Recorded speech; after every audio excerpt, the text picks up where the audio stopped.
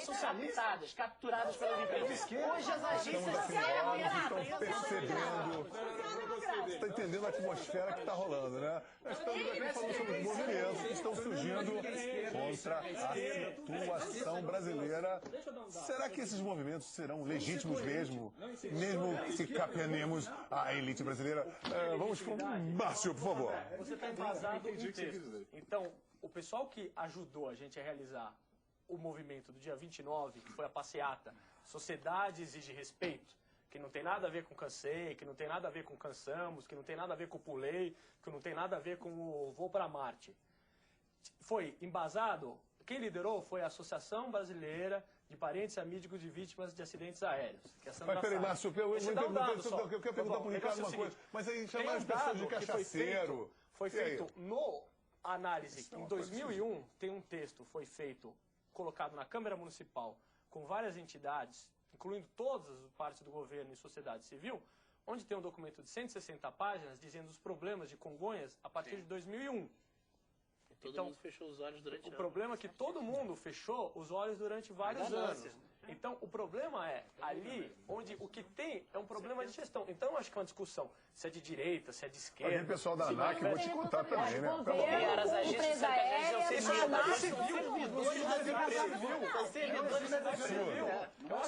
Só que eu acho que o que a gente tem que fazer é uma mudança de atitude para as pessoas estarem olhando de uma maneira... Agora eu quero fazer uma pergunta. Porque eu acho que as manifestações têm que acontecer, as pessoas têm que ter uma mudança de atitude. Márcio, por favor. E você tem que ter agora uma ideia nova do servidor público, que é o que a gente tem conversando sobre. O servidor público tem que estar numa atuação de estar fazendo bem para a comunidade. E o cidadão tem que aprender a cobrar esse servidor de uma maneira legal, bacana, sem chamar de cachaceiro, sem chamar de fora-lua, sem falar de nenhuma dessas coisas. Eu tenho que dar uma arrematar aqui, Márcio, por favor. Eu quero arrematar isso. Por favor. Primeiro de tudo, nós queremos aqui botar na mesa, para engrossar o caldo, uma coisa que é meio que surreal, uma coisa que ninguém consegue explicar, que é o Lula Teflon, um cara inimputável, uma pessoa que está acima do bem e do mal, e acoplado a essa inimputabilidade, eu queria que o Ricardo viesse à tona, e justamente aquilo que você estava se distinguindo, que não permitia, que justamente eu acho que quando cai numa coisa vulgar, quando a tal de qualquer movimento começar a desqualificar a pessoa, tipo, cachaceiro, vagabundo, burro, sabe? Aí eu quero saber se vocês não sentem que existe dentro dessas hostes, sabe?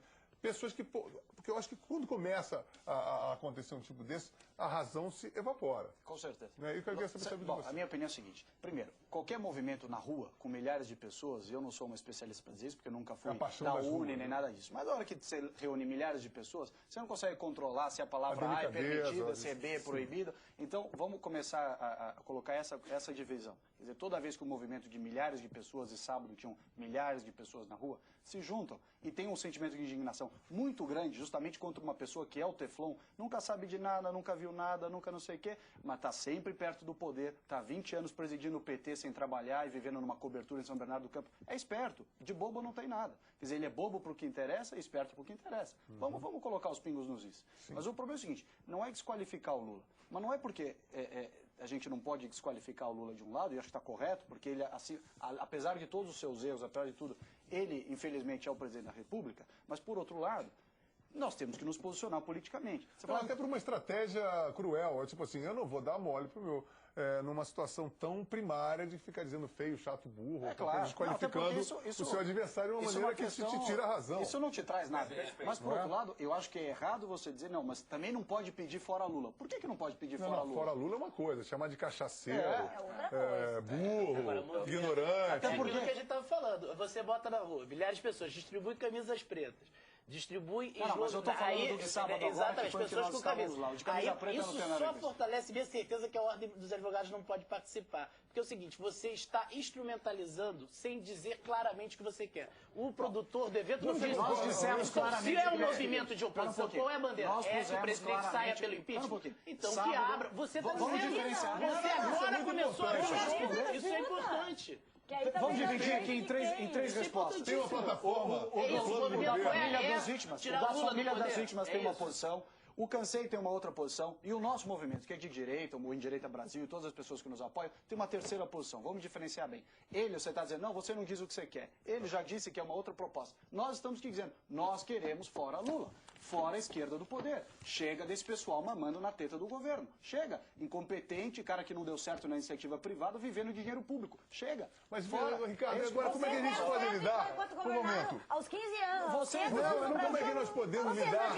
A direita governou. Olha só o que é surreal. O que é surreal, por favor. O que é surreal? Fernando Henrique é de esquerda. Ele era exilado. Ricardo, pelo amor de Deus, não quero esquerda. O programa que ele desenvolveu vamos centralizar uma parada. Neoliberal, de direita. Mas que neoliberal? Imagina. Por favor. Por favor. Privatizações. O que eu quero é centralizar. Privatização. Se tivesse tido mais privatização, a Petrobras não tinha tanta roubalheira, a Infraero não tinha lugar para pôr petista de carteirinha roubando. Se tivesse tido mais privatização. Não precisa ter direito. O teu discurso é falso, Ricardo. Não é falso, é verdadeiro. Porque a tua proposta é um Estado mínimo, sem educação, sem saúde, sem educação. É sem Infraero, sem esse bando de cadeira de emprego na associação, da Secretaria da Pesca debaixo d'água no inverno, Secretaria da Pesca debaixo d'água no verão. Vocês criaram emprego para um bando de desempregado incompetente que estava mamando nas tetas dos sindicatos há muitos anos. Foi isso que aconteceu com o governo Lula. E no governo de vocês nada aconteceu disso. Vocês não, eu não sou do PSDB. Meu querido, os governos que passaram por esse país até o Lula assumir eram governos de direita. Agora eu vou pedir a palavra.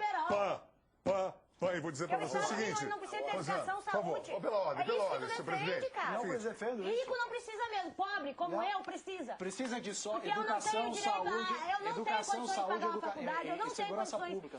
Eu posso fazer uma pergunta aqui para vocês todos? Estou totalmente equivocado. Por favor, eu quero saber o seguinte. Independente da esquerda, como baterista, que sou ambidestro, eu quero saber quando que nós vamos encarar estes problemas enquanto uma sociedade, uma parte muito significativa da sociedade pergunta, eu acho que como eu, uma pergunta que não quer calar.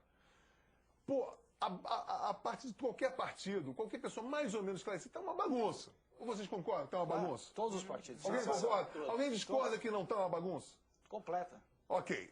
Então é o seguinte, os homens de boa vontade, homens de boa vontade, nesse exato momento... A esquerda entra no site do Partido Comunista, você vai ver que vocês não querem a reforma política. Está escrito com todas as letras, assinado pelo Aldo Rebelo embaixo, ele não quer a reforma política. Pô, isso é uma coisa que... Se tem dois partidos que querem reforma política nesse país, é o teu de direita, que é o DEM, e o PT.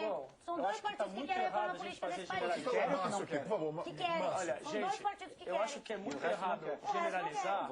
Márcio, por favor, a palavra ao Márcio. Vamos dar a palavra ao Márcio, por favor. Eu acho que é muito errado a gente generalizar e levar para o lado direita e esquerda. Eu tenho feito reuniões com especialistas que são tanto do partido do PSDB como do PT. Eu tive o privilégio de conhecer pessoas fantásticas do PT. A Soninha, uma vereadora, que eu fiquei muito impressionado com ela, com a qualidade dela. Tive numa reunião com o Fernando Gabeira, que ele foi falar com a gente, contar a experiência dele. Mas ele não é do PT, viu? Não, é do PV. Também, ele é do PV. Mas como ele teve de oposição ao governo, só para poder deixar claro. Mas como também teve o pessoal do PSDB também conversando com, por exemplo, posso citar que foi lá falar, foi o Arnaldo Madeira, sobre o voto distrital. Então, teve especialistas, como foi o próprio pessoal do SOS Mata Atlântica, o Mário Montovani. Então, conversando com vários especialistas, eu acho que tem pessoas muito bem capacitadas de todos os lados da sociedade. O que eu acho que é importante, a gente não ficar no direito ou esquerda, é pegar as boas pessoas de todos os lados e fazer um programa de governo juntos. Do bem, é isso que você está falando? Não, é fazer um programa. Bom, gente, eu tenho que cortar vocês, que vamos pro break. Vamos continuar o debate na próxima etapa. Por favor, o break.